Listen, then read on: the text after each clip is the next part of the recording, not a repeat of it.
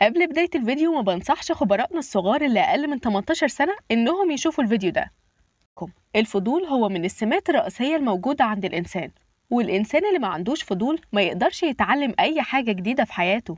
بس أحيانا الفضول ده ممكن يبقى هو سبب موتك وأذيتك وإحساسك بالألم، وكمان ممكن يدمر لك حياتك، لأن في أماكن دخولها مش زي خروجها. أماكن ليها علاقة بتجارة المخدرات والسلاح والتعذيب وتزوير أوراق رسمية، لا وكمان تجارة أعضاء. ومش بس كده، دي ليلة كبيرة قوي عزيزي الخبير، وكل ده تلاقيه مجتمع في مكان اسمه الدارك ويب أو الإنترنت الأسود أو المظلم. حاجة كده توديك ورا الشمس وبضغطة واحدة بس. تعال أحكي لك إيه الدارك ويب اللي عامل قلق ده.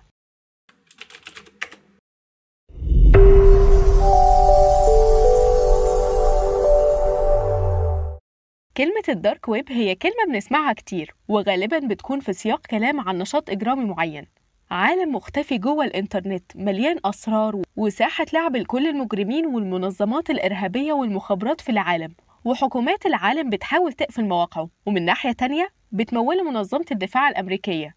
لا ومش بس كده، ومنظمة حقوق الإنسان على فكرة بتنصح بيه. وزي ما قلت من شوية أعزائي الخبراء، المكان ده تقدر تشتري منه سلاح أو مخدرات، فلوس مزورة، وحسابات بنكية متهكرة، وكل حاجة غلط تتخيلها مقابل ملاليم. ومعاه اشتراكات نتفليكس وكتب أكاديمية. من الآخر ممكن تعتبره مصباح علاء الدين، وفي نفس الوقت أقذر مكان ممكن تتخيله.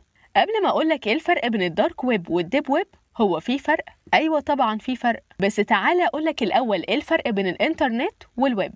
شبكة الإنترنت من الأساس خرجت من أبحاث وزارة الدفاع الأمريكية، وكان الأساس هي ربط الأجهزة المادية ببعض زي الكمبيوتر كده. بس أول ما اخترعوها كان الموضوع معقد جدا، وما كانش أي حد ينفع يستخدمها، لحد ما جه واحد اسمه تيم بيرنرز-لي واخترع اختراع قلب الدنيا كلها، وهو الورد وايد ويب. وأيوة هو اللي اختصاره www. وبعد كده اخترع حاجة اسمها الويب براوزر، بتتصفح بيه على النت براحتك وبيخلي لك الدنيا سهلة. ومن غير الراجل ده الانترنت اللي بتستخدمه ده كان هيبقى حاجة تانية خالص، زي مواقع فيسبوك واليوتيوب الجميل اللي بتتفرج منه على الحلقة دي دلوقتي. المواقع دي بتكون تحت مسمى السيرفيس ويب، واللي ما يمثلش أكتر من 5% من الانترنت.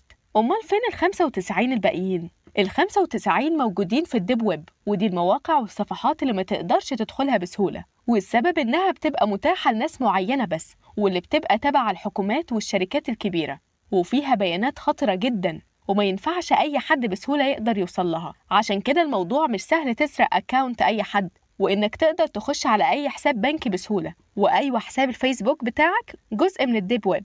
وكمان بتفكيرك كده، الديب ويب مش بس للشركات والحكومات، ده في منها نصيب للهاكرز. بس انت دلوقتي بتسأل نفسك فين المشكلة؟ ما الدنيا زي الفل اهي. لا يا عزيزي الخبير، الإنسان بطبعه طماع، عاوز برضه سرية أكتر من الديب ويب، كان عاوز يكون أعمق كمان، وخصوصا الحكومة الأمريكية اللي ما عجبهاش الموضوع وبقت كده مكشوفة.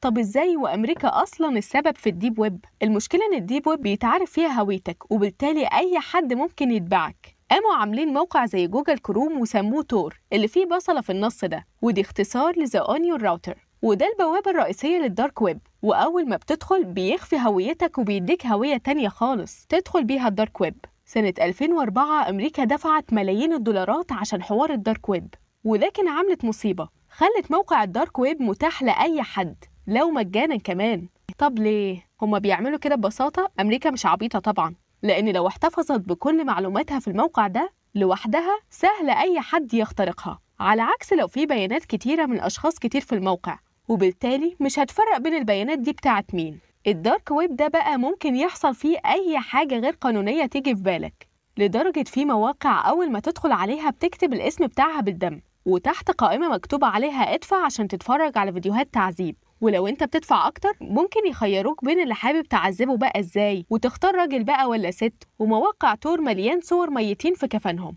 ومن الصعب انك تعرف مين دفع ايه ودفع لمين. والعملة المستخدمة في الدفع هي عملة البيتكوين، وميزة العملة دي إن محدش عارف مين دفع إيه ولا مين معاه كام، لأن لا في أسامي ولا بيانات بتتعرف. ومن هنا عرفتوا ليه مصر ما بتعترفش بالعملات دي، وإن لو حد استخدمها بيتعرض لمساءلة قانونية. والدبا عموما عامة مفيش هاكر مش موجود فيها، بعد ما حكيت لك ده كله، طب ايه هي مخاطر الدارك ويب عليك يا خبير؟ اول حاجه الضرر النفسي اللي هيحصل لك، وما تقللش منه، لان في الدارك ويب وبسهوله جدا ممكن تقع في فيديوهات بتوريك اسوأ جوانب النفس البشريه، هتطبع في دماغك ومش هتقدر تنساها، وهتتمنى انك تكون ما شفتهاش.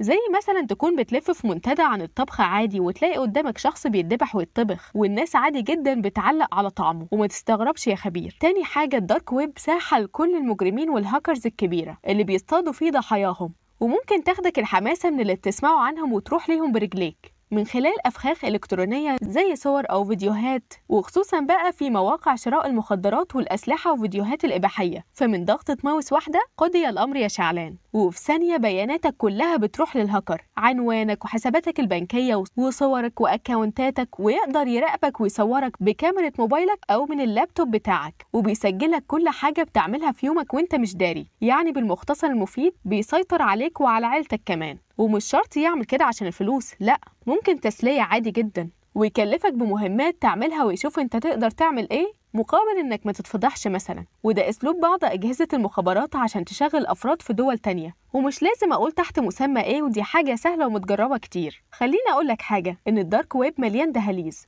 ومن هنا سؤال، تفتكر احنا كبشر لو واثقين ان محدش يعرف بنعمل ايه، احنا كبشر هل هنعمل افعال شيطانية ونرتكب جرائم بشعة زي دي؟ هل عشان احنا خايفين من القبض علينا وان ربنا يحاسبنا، ولا عشان احنا كويسين؟